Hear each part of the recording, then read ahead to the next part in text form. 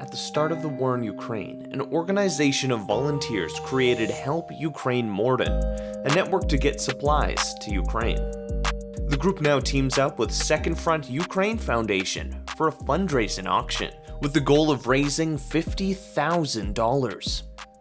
All right, Yevgenia, how about we just start with a quick introduction of who you are and kind of what you've been doing to help Ukraine the past, few months now. Oh yes, it's around half a year by now. Yeah. So I'm Evgenia Tatarenko, and I am, as I say right now, the Ukrainian, which is just to explain people, yes, that it's a big deal, for myself to be Ukrainian those days, right? And since the start of the war in Ukraine, I launched a few of my own initiatives and that helped Ukraine. So I started to raise money for Ukraine, for Ukrainian army, and for Ukrainian paramedics to help them to send them medical supplies or fire gear to Ukraine, and so on, so on. Then another one initiated was together with the city of Morden coordinators. So we launched our volunteer initiative that helps displaced Ukrainians to arrive to Morden and to settle and be happy here and have this feeling of family, big family here, that they are accepted, they are welcomed, and so on, so on. Also, I launched it again with the city of Morden, so we initiated the summer camp for Ukrainian kids.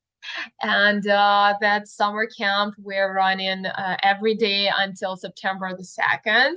And we're running for the full day, 10 hours per day. So their parents, they can find full-time job, right, in order to settle here and then later to apply for permanent residence because they need to have the full-time job, right? So it's very important to kind of have arrangements for their kids so they can work. This is what I was doing, except of teaching at college and so on, so on. And I also joined another huge organization. It's also a volunteer organization, Second Front Ukraine Foundation. So they asked me to help them to make a difference for Ukraine and all Ukrainians, or together with all Ukrainians from Canada to Ukraine as well. So because I have my own initiative, right? So they they know that I can help somehow, and it's the honor to work with their team as well, because big names, right? People that are passionate about helping Ukraine as well, and we're all over Canada. So we have volunteers in Ottawa, in Toronto, in Montreal, in All over the Vancouver, place. and in Manitoba here as well, all over the place, and as well as in Ukraine. So it's international, I would say, organization as of now.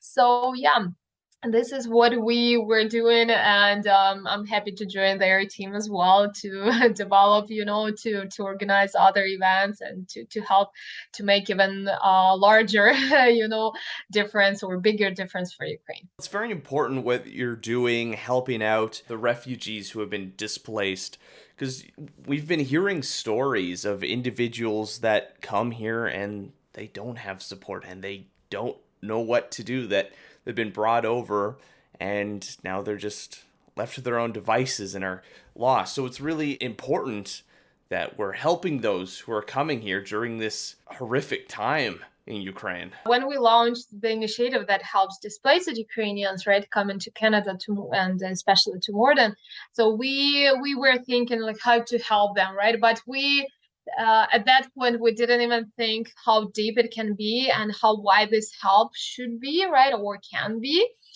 So that's why I was thinking like, okay, how we can help them as well, right? Okay, so we can help to arrange them, some accommodation or transportation. So we can arrange or help them with the physical needs, like with some furniture or some clothing and or some groceries for the first time, right? But then what to do, as you mentioned, right? I personally, I didn't want them to be left somewhere, right, alone, and just thinking like, okay, I'm so stressed. I left my country. I don't have my husband here because of martial law. He stayed in Ukraine, right? I have kids. What should I do? And so on, so on, right? Where to run, whom to ask. So I wanted to help them more than, giving just something to them. So, and I came up with this idea to launch like every week meetings of Ukrainians, right? Ukrainian nights. So, and the idea was to invite everyone. So, Ukrainians, like new Ukrainians, Ukrainians that have been living here for a few years, as well as locals, right? From, Canadians who are not Ukrainians at all. I wanted just to bring them all together to introduce them to each other, right? Yeah, And to build this like community, that network. yes, yes, to build to build up this community and to show them they are accepted, they are welcomed here, right? And it's cool to be here. And every single week, you will have this opportunity, to meet other people, and you will have the opportunity to ask any questions. This is what we're teaching them. Just ask questions, right? If you have this issue or problem, right, or you have this question, just ask. We will bring speakers, we will bring guests, right, so that they will know the answer for you. So, and what I see right now, having those every week, like weekly meetings, like weekly Ukrainian nights, it's amazing. People are asking me like, what is the topic for this week? What are we going to learn? Or where are our speakers for this week? And is it still happening this week? And so on, so on. So people know that there is the place they can come, they can drink coffee, they can have tea, right, and something sweet, and discuss different topics. And we teach them from, Canadian perspective, what is life in Canada look like, right? What you should know, or what you should do in Canada, or what you shouldn't do in Canada, right? How to get the better job, how to bank in Canada, and so on, so on. So what is the medicine in Canada? What are schools in Canada, right? What are the specifics? And this is like, as I say, people ask me, how do you have time for doing all of this? But when I see people and I see the change of the reaction and even facial expressions from when they come for those Ukrainian nuts for the first time, and then when they come later in, a couple weeks, few weeks later, I see the difference on their faces. And this is the huge motivation, making the difference in their lives and just hugging them, showing that we're all family here, right? You're accepted, you're welcomed, everything will be great. No matter what, we will help you. So it's really, it's like a treasure to think in this way for me. So it's my pleasure and it's honor to do so, and to meet them, to learn their stories, to know who they are. And it's really amazing. It's really amazing. And uh, yeah, within 3.5, almost 4 months, we welcomed over 50 families in Morden. So, which is not a Wow, small number. that's a lot. For a Yeah, community of that size, like an influx in that short amount of period, that's a ton. you can even divide, those families into those weeks, right? You can calculate and imagine how many families already arrived, which is amazing. And around 80 kids, it's coming to this area. It's really amazing. So this is just, for example, the city of Morden, like the immigration initiative. They usually had between 50 and 100 families arriving each year. So we, we did this, in shorter period of time, which is awesome. So, and that's why they need help to understand, okay, where they can find jobs, right? How everything works. So it will be faster for them to learn how to be Canadian, like, or how to be safe, or how to be relaxed, or how to be, passionate and hardworking personality here in Canada. What sort of stories are you hearing from people as they're escaping their home country to come here? We started especially right now because those families, they weren't planning to go to Canada, right? So some of the families, they really escaped, right? So those are the families that were sheltering, or were trying to shelter during the bombing in Kharkiv, for example, right? Or those are the families from Mykolaiv, right? And Mykolaiv, we know that it's also one of the targets. And yeah, we started to see more families, like just moms with kids coming, and it's different. And all of them, they have their own stories, and it's I don't, I can't say it's amazing to discover because it's horrible to discover those stories. But some of those stories is like how people were, living their homes like the same day when the war started, or like the third day when the war started. And then they were sheltering, somewhere, and trying to save their families, and it was so loud. They still remember those stories. Then how they were trying to escape, crossing the whole Ukraine, going to the west and crossing the border to Poland, how they lived for a few months in Poland, how they were meeting those people that now they call them their families, right? Or how they were making the decision to try to go to Canada, right? How they are arriving to Canada. And some of the families they're coming right now with, single moms coming with kids and with animals, which is, it's, I would say it's the new standards for, for the world to know that people love their pets that much that they can't leave them in Ukraine. They can't leave them for, in the middle of nowhere, in the middle of bombing, just without thinking like what will happen, right? They escape together with their pets, and they bring those pets to Europe, and then from Europe to Canada as well.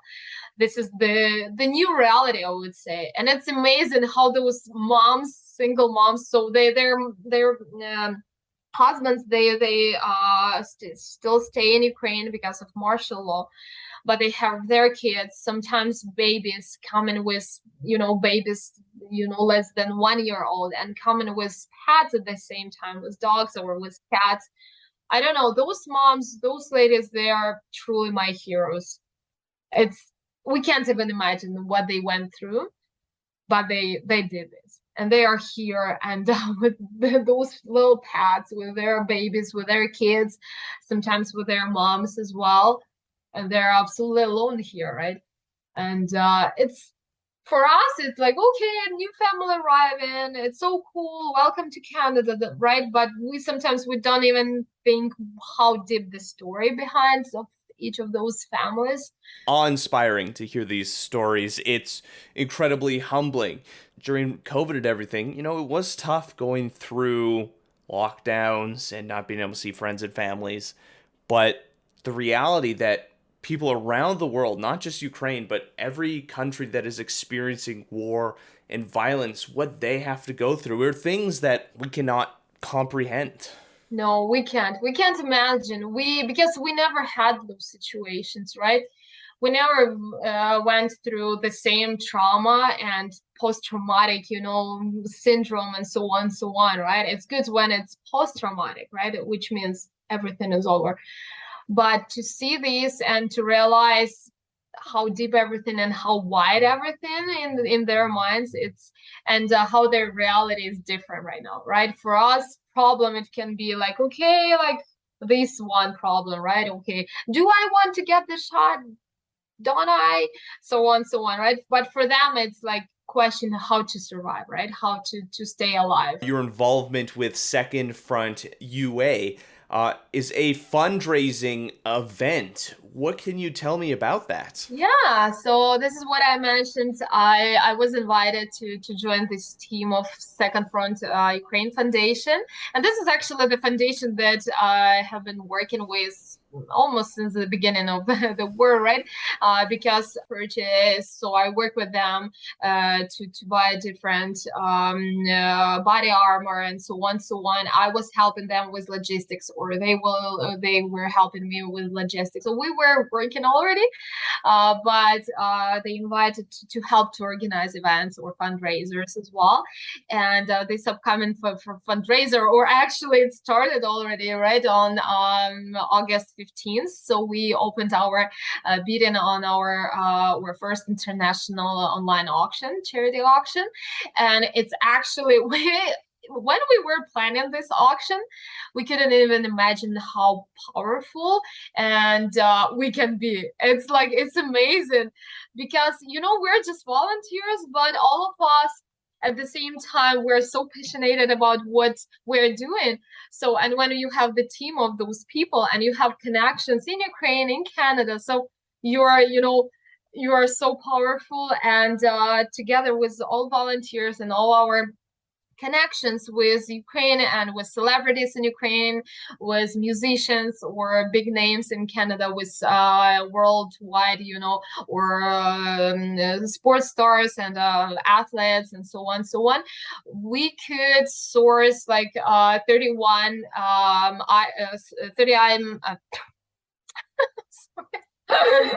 yeah, we could again we within that time. I think we were working on like 2 weeks. Within 2 weeks we sourced 31 auction item, and those items are just mind-blowing. And Well, there's like boxing gloves signed by Vitaly, I can't say that last Vitaly name. Klitschko, yeah, Vitaly Klitschko, just so you know, yeah, he's a boxing star. So like a lot of fans, boxing fans, they know Vitaly Klitschko because he is the champion, like multiple times champion, and now he is the mayor of Kyiv, and Kyiv is the capital of Ukraine. So he is a huge name. So in sports, in politics, and so on, right?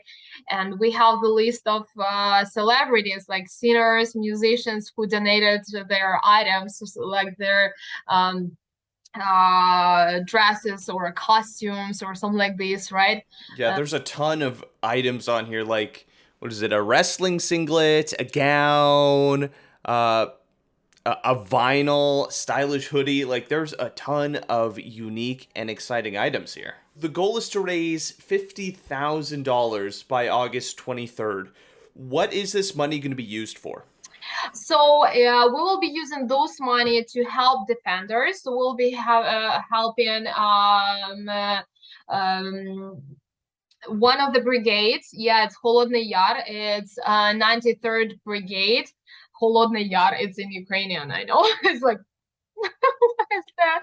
But yeah, it's a big name as well for all Ukrainians, so they're very powerful. So, and we're raising money exactly for them. So because they asked us to purchase the Starlink satellite stations for them, plus industrial drones, that quadricopters that will be helped. So for all Ukrainians and all defenders right now, all those drones are like eyes. So they say we need eyes, and Eyes in everyone, the skies. yeah, eyes in the skies, yes, and everyone will understand why, because it's the game changer right now. So and for sure, we actually we had. Before the opening the auction, we also were asking each other, okay, let's bid, how much can we raise, okay? And each of us organizers, we were just for ourselves, we were deciding, okay, what if we raise over than $50,000, then how much can we do? And we had even some suggestions like $1 million, like, oh wow, that would be nice for sure. So the $50,000, this is what we need. But again, we have a lot of requests from other units, and other brigades and so on, so on. So even if So more funds can go a long way. Yes, yeah. It's not just for one brigade. So if we raise $1 million, right? It's not just for one brigade, right? Not just for Holodny Yar. So those extra money will be used for other units to help them, because a lot of requests, and those requests are nowadays, they're so specific, and they're very expensive, all those their requests. So where can people go to find out more about this fundraising auction? And yeah, where can they go to find out more about it? Yeah, so first of all, they can go to our website, yeah, Second Front UA, and then they can find us the same, Second Front Ukraine or Second Front UA, on Instagram, on Facebook, right? And they can find more information. They can find all those auction items. They can click on the link and go to the online platform. So, and it's pretty easy to find, pretty easy to read about every single item for the auction, and they can bid there. So, and they can help Ukraine as well. If you have a story you'd like us to share, or communities we should highlight, leave a comment on our social media or reach out to us on our website. I'm Ryan Funk. This was You Talk, and have yourself a good one.